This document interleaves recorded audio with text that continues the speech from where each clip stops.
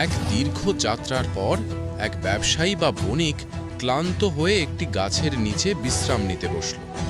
সে তার থলে থেকে কিছু খেজুর বের করে খেতে লাগল। খাওয়া শেষে সে যখন একটি খেজুরের বিচি জোরে ছুঁড়ে মারল, তখন হঠাৎ মাটি কাঁপতে শুরু করল এবং এক ভয়ানক জিন প্রকট হল। জিন রাগে গর্জন করে বলল, হে মানুষ, তুই আমার ছেলেকে মেরে ফেলেছিস। তোর ছুঁড়ে মারা বিচিটি সরাসরি আমার ছেলের বুকে লেগেছে। এখন তোকে নিজের জীবন দিয়ে এর শোধ দিতে হবে।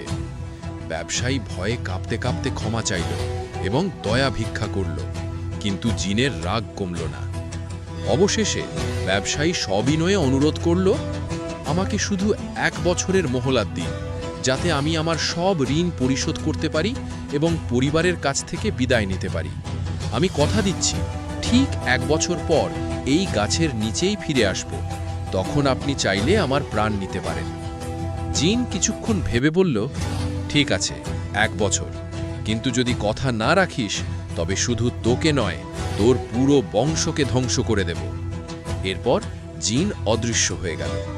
ঠিক 1 বছর পর ব্যবসায়ী তার কথা রাখতে সেই গাছের নিচে এসে হাজির হল। সে নিজের মৃত্যুকে মেনে নেওয়ার জন্য প্রস্তুত ছিল।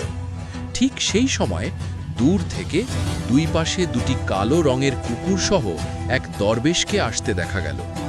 শিক্ষা: কথা দিয়ে কথা রাখা মুমিনের গুণ এবং বিপদেও ধৈর্য হারানো উচিত নয়।